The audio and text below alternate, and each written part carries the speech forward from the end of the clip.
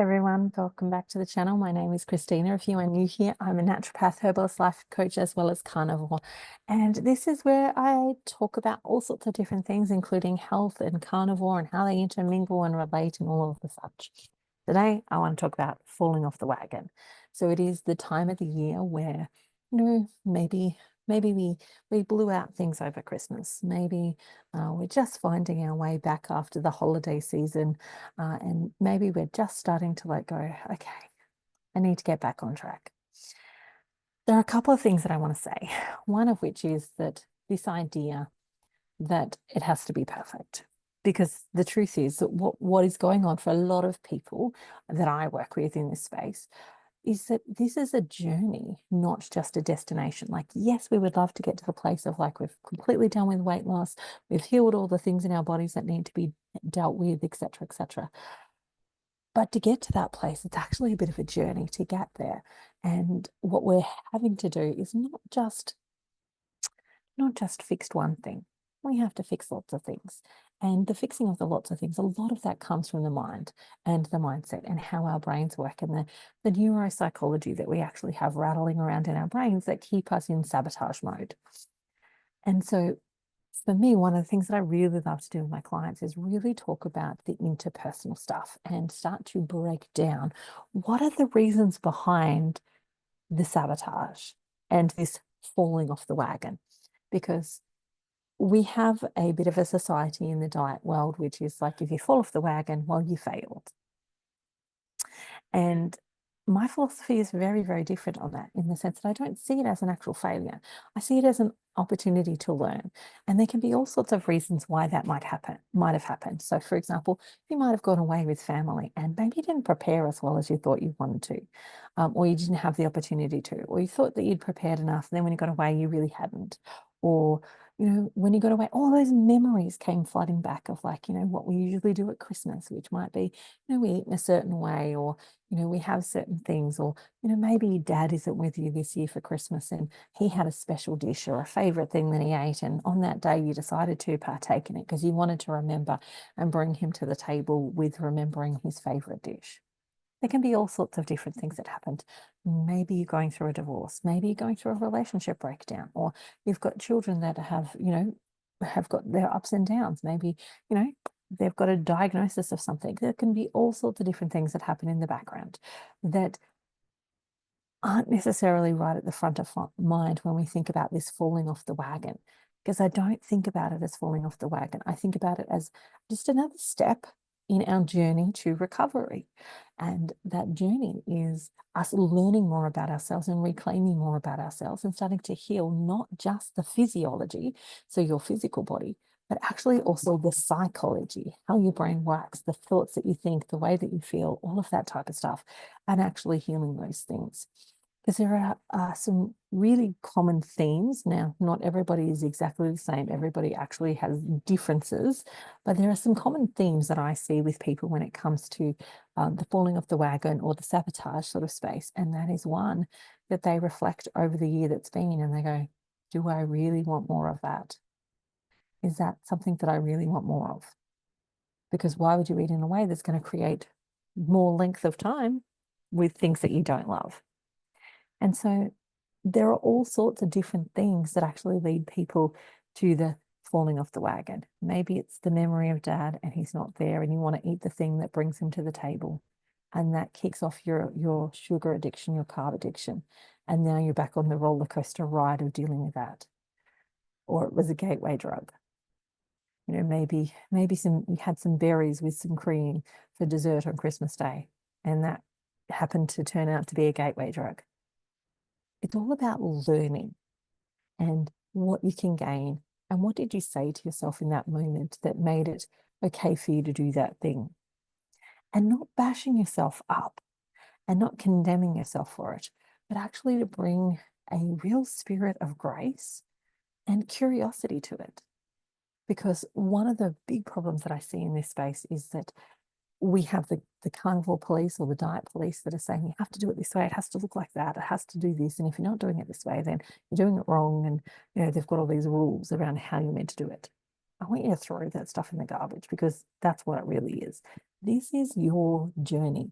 And your journey is going to be different to somebody else's journey. And the whole purpose of the journey is to learn more about yourself, to engage with yourself and understand yourself. Learn the rules that you've been doing life by and start to maybe change them. And you won't be able to change them until you start to identify them. And so these falling off the wagons, or I've stumbled or I've fallen, these are opportunities to engage in that learning, to engage in what is the triggers, what is the stories, what are the things that are keeping me in the sabotage cycle, that are keeping me stuck, that are keeping me doing the same things that I've previously been doing, or turning to the same strategies. I'm currently teaching the Lionheart Quest, and one of the things that we do is a daily prompt. And then every Friday we jump on and we do a Zoom call where we're talking about, what's coming up with those prompts. And one of the things that we're talking about this week is the rules of engagement, the rules that we have learnt to live by. So those rules might be, well, because I'm a female, I have to behave in a certain way, or because I'm a male, I have to behave in a certain way, or because I'm a certain age, I have to behave in a certain way, or because I'm a certain education level, I have to behave in a certain way. And those rules are sometimes so ingrained in us that we don't necessarily even know that they're there. And we've been living our life out of these rules, knowing that we're actually compromising ourselves, knowing that we're not fully being who we actually are. And because we're not fully being who we actually are, we turn to strategies to self-soothe. So it might be the shopping addiction. It could be the coffee addiction. It could be the carbohydrate addiction.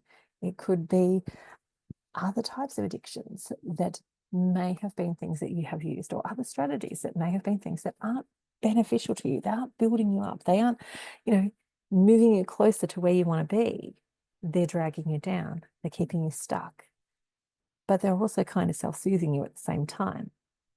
And so part of the journey I see with Carnivore for a large majority of the people that I work with is also unpacking the emotional, spiritual sides of what's actually got us to where we currently are. Not just eat meat and you'll be fine. That's very few people actually that fit into that category of just eat meat and you'll be fine.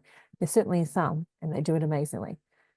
But there actually is a vast majority of people that actually need to go beyond the just eat meat and you'll be fine story. They might need to eat specific types of meat. They might need to eat in a specific type of way, but they also need to think differently and think in a different type of way. And so when we're looking at the I've fallen off the wagon sort of stuff, I want you to think about it from a place of grace and a place of compassion and love and understanding and curiosity. Like, get really curious. Like, I'm curious about what actually came up then. Like, what did you say to yourself in those moments? What was happening? What lessons might you take away from this? And how can you implement that in the future to help you continue to move forward? Because remember, progress is our game, not perfection. Like, it would be amazing if we're all perfect. We just aren't. So it's progress that we're seeking. And that progress we might not be getting the progress in the weight loss. We might be getting the progress, though, in other things, like our blood glucose might be getting better, or our ketones might be getting higher, or our waist circumference might be getting better, or our ability to lift weights, we can lift heavier weights, might be getting better, or our ability to travel distances might be getting further.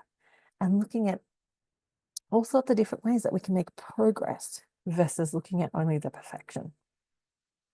And so when I'm thinking about this falling off the wagon idea and then the getting back on the horse or getting back on the wagon, what I'm really thinking about is multiple different things. And one of which is coming back to what is our why? For what purpose do we actually want to be healthy and well and nourished and balanced? What is the why? Because if you've got a life that you don't currently love to live, it's kind of hard to get back on the wagon, because the chocolates, the whatever it is that you're eating that you know is not good for you, they kind of provide you with dopamine hit and make you feel good for a little bit. And maybe your life is not making you feel good at all, or even for a little bit. And if that's the case, you've got a life problem, not a food problem. And the goal there would be, first, let's look at my life and start thinking about, how do I create a life that I can't wait to get up in the morning for? What is the dream that you've always wanted to pursue, but you just never had the courage for? Or maybe the right circumstances. Maybe now's the time you can make that happen. What is the thing that you are looking forward to in your future? I was sharing this within my group that, this year I've signed up for some study, and that study is going to roll into more study. And I'm pursuing a pathway of study that's going to require a lot of brain energy and attention while also doing all the other things in my life. If you knew, I've got 7 kids, we homeschool 3 of them, 4 of them are now in secondary studies and are working and so on. So we've still got 3 homeschooling kids at home.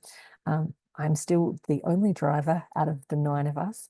Hopefully one of my kids will get their license next month, and then maybe the rest will snowball after that. But right now, a lot of it always on me. And so with that in mind, I know I have to be on point this year. I have to have a brain that works really well. And I know my brain works really well when it's on ketosis, when it's burning ketones as a primary energy source. And so I've got a why to do the things. I've got something to pursue. I've got a reason behind why I'm doing what I'm doing. If you don't have a why, it can be really hard to make choices that are not necessarily comfortable in the time. Like, for example, I'm currently in town and food is at home. That's a half an hour drive away. It would be easy for me to go buy takeaway. Or I can sit with the discomfort of being hungry until I get home and make something better. And there's a choice there. The immediate satisfaction of no longer feeling hungry, or the delayed satisfaction of no longer feeling hungry, but choosing something that is in alignment with me that feels good to eat. And so we are faced with choices just as simple as that all of the time. But what makes us choose the choice that we want to choose? Having a big enough why, having a big enough reason to do it. And I'm going to say weight loss is just not one of them. Like, weight loss is really the biggest reason why. You want to go beyond, I just want to lose weight. And you want to move into the whole, for what purpose do you want to lose weight? Like, what would losing weight give you? What do you envisage losing weight's actually going to give you? Maybe it gives you more mobility. Maybe it gives you more opportunity for adventure and takes away some of the fear that you might have around going and doing some of the adventures that you want. Maybe it creates more fun in your life. Maybe it creates more excitement. Maybe you get to wear clothes, like maybe you're really into fashion and you get to wear clothes that you don't normally get to wear. Like, we want to look beyond, I just want to lose weight. We want to go into but for what purpose do you want to lose weight? Is it so that you can run around after the grandchildren? Is it so that you can take on that new career that you want and you need to be a certain size for, you need a certain fitness level to be able to do it? Like, for what reason do you want that? And maybe even moving away from weight altogether and moving into nourished. I want to be nourished. I want to have a healthy metabolic system that's working really well, that's keeping me alive, that can do all the things that I want to do. And shifting the focus from weight to being nourished and playing with those ideas and seeing what sits really well with you.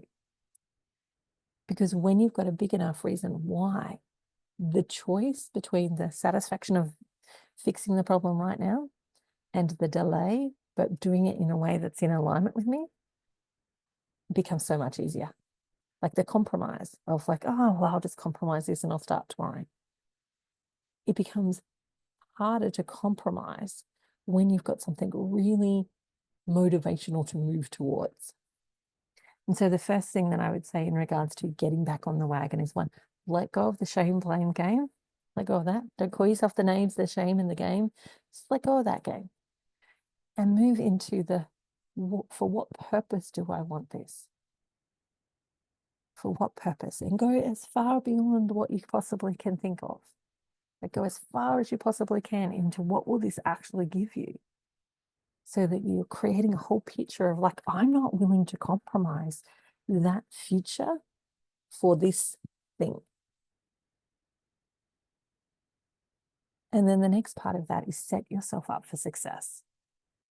Now, one of the things I really like to tell people is that when they're jumping back on, say, something like carnivore or low carb or keto, any of those types of things, is to remember it takes 14 days for the sugar monster to leave your body.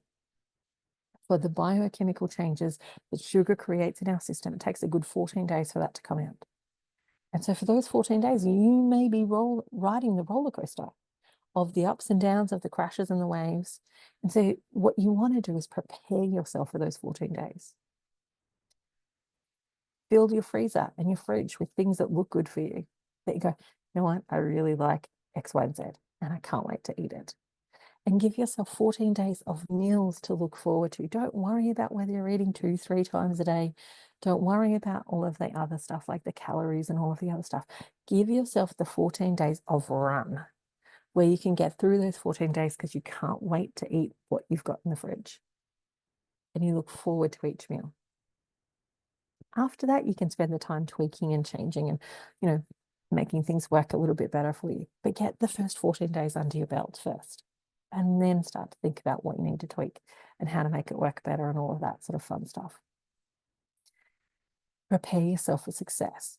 Have the stuff ready, available, ready to go.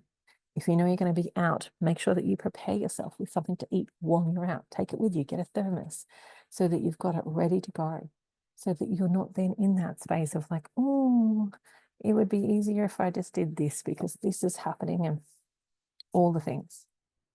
Set yourself up for success so that you can win the game and you can continue to move forward. And then number 4 is get a pen and a journal. Keep it handy, write down the things that come up, plug into a group if you need it. I've got a carnivore support group. You're welcome to come and join me in that space and talk about what's coming up for you from an emotional perspective, what questions you might have on a physical perspective, and actually do some of the inner work so that you can keep moving yourself forward, keep making the progress forward, so that eventually, over time, that progress starts to stack. And you'll get to the place where you look back and you go, wow, I've really come a long way. Didn't realize how far I've come, but I've really come a long way.